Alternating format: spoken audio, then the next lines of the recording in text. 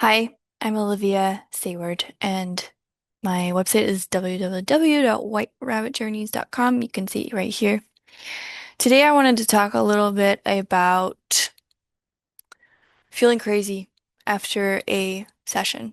So, this can be after a quantum healing session, it can be after plant medicine, it can be after um, just big, I'm going to call them spiritual experiences where some more doors are open in our minds to what's possible in our life and who we are. And there can be some time after those situations where you can feel a little bit unstable. You notice lots of things shifting, and maybe your body or parts of you don't aren't able to hold that and integrate that all immediately. And I think sometimes it's set up like that. We get this like big push, we get a burst. Um, and we can have, weeks or months after those experiences where we are getting more and more information and it's all coming to us like very quickly and we're connecting the dots and we feel like we've figured out how the universe works. And it's very exciting, it's fun, it's a bit of a roller coaster. You can feel very elated one day and just completely on the floor the next.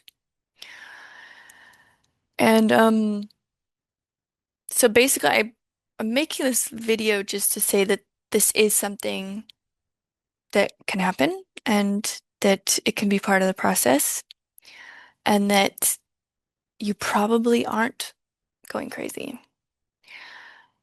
But it is important to have the right tools when you're going through this situation and also to have people that you can turn to. Hopefully they are versed in this, whether they are psychologists, therapists, people working in healing or in plant medicine. And yeah, if you are going through that, then definitely look for people that you can talk to who can help you ground the experience.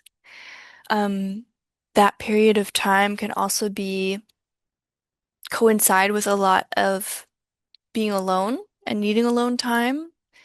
And sometimes the universe will even create that like protective bubble for us when we're going through that, where maybe we lose our job, but we're covered by some other support system, or we live in, an example for me is I lived in a shared apartment when I went through this whole process. And I spontaneously got the offer from another friend to come live with him for a year in his much quieter um, apartment that was also a lot closer to nature. And I didn't really, you know, understand the timing of that when he offered it, but it felt like the right thing to do. And then when I'd moved in, shortly after, I had the rug pulled out from under me and went to healers and had my first quantum healing hypnosis session and was so grateful to have that space, that quiet space. He was working a lot, so I had this apartment to myself for a lot of the time. It was close to water and trees, and it was out of my former context. So it was just a lot less of a triggering atmosphere, a lot more balancing and grounding, and I had all the quiet that I needed. So if you find yourself in one of those periods of time where you're going through these big changes and you do receive that cocoon, that protective cocoon, then um yeah, go with it and yeah, enjoy that period of time even if it is wobbly. Um Yes. But anyways, if you ever need assistance, if you're going through that kind of a period of time in your life, then I am here. You can reach out to me. And if I'm not the right person, then the right person will probably show up. But yes, don't be afraid to ask for that help, even if it's from practitioners who you haven't previously met. But if you get a good feeling, if your intuitive hit is, yes, this is the right person for me, then please do it. Please get the support that you need during these very transitional times.